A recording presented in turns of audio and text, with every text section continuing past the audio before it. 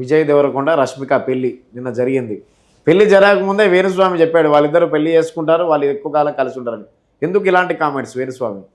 వేణుస్వామి కాబట్టి పెళ్లి జరగకముందే జరుగుతుందని చెప్పాడు. అలా కాదు, ఏనుగుని ఎలక అనగలవా? అనలేవు. ఎలకని ఏనుగు అని అనగలవా? అనలేవు. అంతే. ఆయన వేణుస్వామి కాబట్టి. ఇప్పుడు మనమే మాట్లాడుకున్నాం, నీకు గుర్తుందో లేదో, ఒకానొక టైంలో ఏదో కూటమి షష్టాగ్రహ కూటమి వస్తుంది, ఇలా అవుతుందో అలా అవుతుంది, తెలుగు రాష్ట్రాల్లో ఇది ఏది అని చెప్పారు.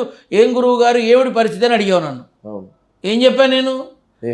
ఆంధ్రప్రదేశ్ రాష్ట్రంలో వచ్చినట్టుగా ఉన్న రాజకీయ పార్టీల కూటమి ఎలా ఉందో అలా తెలంగాణలో కూటమి వస్తుందేమో కానీ ఏ షష్టాగ్రహ కూటమి లేదు, నా పిండాకుడు లేదు, ప్రశాంతంగా ఉండు అన్నా. అంతేగా.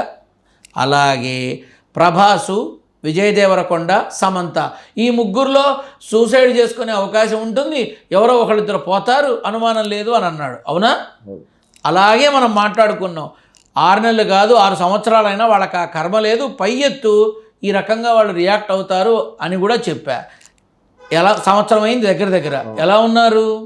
సో మనం ఏమిటి అంటే ఇక్కడ ఒకటి గమనించాలి, పాజిటివ్ అనేది మార్కెట్లోకి తొందరగా వెళ్ళదు, నెగిటివ్ అనుకో యమా ఫాస్ట్గా వెళుతుంది.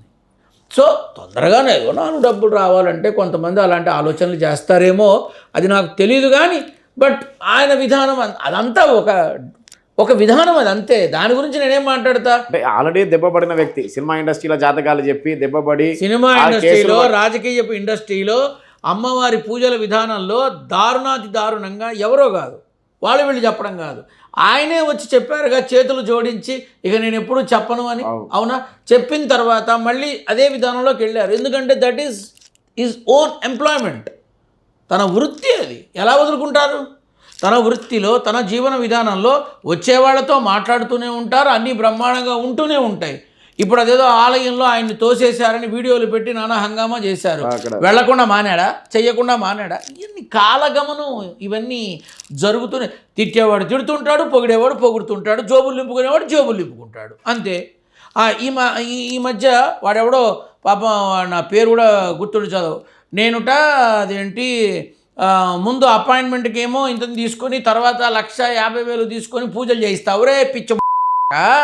ఏనాడు కూడా నా ఇన్నేళ్ల నా భగవత్ సేవలో ఏ రోజు కూడా ఎప్పుడు అవతల వాళ్ళని మభ్యపెట్టి మోసం చేసి అవని ఇవని ఈ పూజలు జపాలు తపాలు హోమాలు యజ్ఞాలు యాగాలు దానాలు స్తోత్రాలు ఏవి కూడా చెప్పను.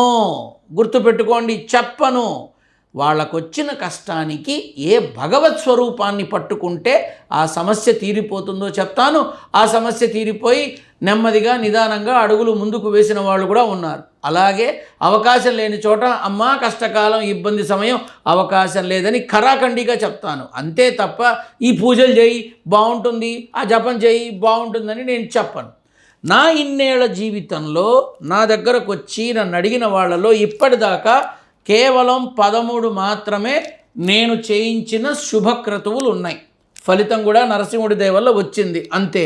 అనవసరంగా 50,000 లక్షలు ఇలాంటి ఈ దుకాణం పెట్టేటటువంటి ఎవరో కొంతమంది ఈ మధ్య హైందవ రక్షకులు అని చెప్తున్నారు కదా, నా వీడియోలు పెడతారు. నాకు నిజంగా ఎంత ఆనందం. I must say thanks to all. మీ అందరూ నా వీడియోలు పెట్టి నన్ను తిట్టే క్రమంలో నా వీడియోని మరింతమంది చూసి మరింతమందికి నన్ను దగ్గర చేసి మరింతమంది నా దగ్గరకు వచ్చి నన్ను కలిసి సేవని పొందే విధంగా జరగడానికి గల కారణం మీలాంటి మంచి శత్రువులే. మీరు ఇలానే నా వీడియోలు పెట్టి నన్ను బండబూతులు తిట్టి చక్కగా నిండు నూరేళ్ళు చల్లగా ఉండండి. ఇది నేను చెప్తా. ఇది మీ స్ట్రాటజీ, ఇది కూడా మీ స్ట్రాటజీ అనుకోవచ్చుగా. మరి మీరు ఇలా చెప్తా డైరెక్ట్గా. స్ట్రాటజీ ఏంటి? స్ట్రాటజీ ఇప్పుడు మీరు ఏదైతే వేణుస్వామి గురించి అన్నారో ఆయనకు ఇదే అలవాటుని, ఇలా నన్ను తిట్టండి నేను వైరల్ అవుతా అంటే అది కూడా ఒక స్ట్రాటజీ కిందకి వెళ్ళిపోతుంది. పొగడమని నేనంటే చెప్తా, నన్ను చచ్చినా పొగిడి చావరే. ఇప్పుడు ఒకడు నన్ను చిల్లర నా కొడుకు అన్నాడు, ఒకడేమో పిచ్చి అన్నాడు, ఆ డిఎస్పీ అనేవాడు మూర్ఖ అన్నారు. ఏ కొడుకులైనా మనమంతా ఒక అమ్మ కొడుకులమేగా, మనందరం ఒక అమ్మ కొడుకులమేగా. ఇప్పుడు మీ అమ్మకి నేను పుట్టాను అనుకో, నన్ను తిడతావా? మా అమ్మకి నువ్వు పుట్టావు అనుకో, నేను తిడతానా? నేను తిట్టను, నువ్వు తిట్టినా సరే. నేను తిట్టలేను, తిట్టాలని రావట్లా నా మనసుకి, అందుకే తిట్టట్లా. ఇప్పుడు స్పెషల్గా నా వీడియో స్క్రీన్ మీద పెట్టి నన్ను పట్టుకొని బండబుద్ధి తిడుతున్నారు. ఏమొచ్చింది? సునకానందం వచ్చింది. అంతకుమించి ఏమైనా వచ్చిందా? రాదు. కాబట్టి ఇట్లాంటి వాటికి మనం సమయం ఇవ్వకూడదు. వాళ్ళ పని వాళ్ళది, నా పని నాది. ఇదే విజయ్ దేవరకొండ రష్మిక పెళ్లిలో నిన్న కొడవ సాంప్రదాయం ప్రకారం కర్ణాటకలో కూర్గ్ అవును. రష్మిక సాంప్రదాయం ప్రకారం సాయంత్రం వివాహం జరిగింది. మళ్ళీ ఉమ్. పంది కూర పెట్టారు, పోర్క్ కర్రీ. ఉమ్. ఉంటుందా అలాగా నిజంగా కొడవ సాంప్రదాయం ప్రకారం? ఆ ప్రకృతి సాక్షిగా పెళ్లి జరుగుతుంది. అడవిలో జంతువుల్ని వేటాడినప్పుడు ఫలానా అని చూడరుగా, అడవి మాంసం కిందనే పెట్టాము. చూడరుగా, చూస్తారా? చూడరు. వాళ్ళ సాంప్రదాయం ఆ తెగల్లో దుప్పులు, పందులు, జింకలు ఇలా ఒకటి కాదు అనేకమైనటువంటి జంతుజాలాల్ని వాళ్ళు వేటాడి తినేవాళ్ళు కదా. అది నెమ్మదిగా ఇప్పుడు ఆఫ్రికా వెళ్ళావనుకో, నీకు అదే దిక్కు, వాళ్ళు ఏది పెడితే తినాలి ఇక. సో ఇట్లా వాళ్ళ సాంప్రదాయం ప్రకారం వాళ్ళు చేశారు. దాని గురించి మనం మాట్లాడడంలో కూడా ధర్మం లేదు, ఖచ్చితంగా ధర్మం లేదు. మనం ఒకవేళ ఈ భారతావనిలో నెమలిని కానీ గోవు జోలికి కానీ వెడితే ఖచ్చితంగా ఖండించాలి, మాట్లాడాలి, వాళ్ళకి శిక్ష పడేలా చెయ్యాలి. అది మన ధర్మం. గోవుల అక్రమ రవాణా కూడా ఎక్కువ. వైజాగ్లో కొన్ని వేల టన్నుల గోమాంసం దొరికితే ఈ రోజు వరకు దానికి సంబంధించింది ఏం జరిగిందో ప్రజలకి ప్రభుత్వం తెలియపరచలేదు. కూటమి ప్రభుత్వం ఈ రోజు దాకా దిక్కు దివాణా లేకుండా ఉంది. ఈ రోజు దాకా ఏమీ చెప్పకుండా ఉంది. చాలా దారుణంగా ఉంది.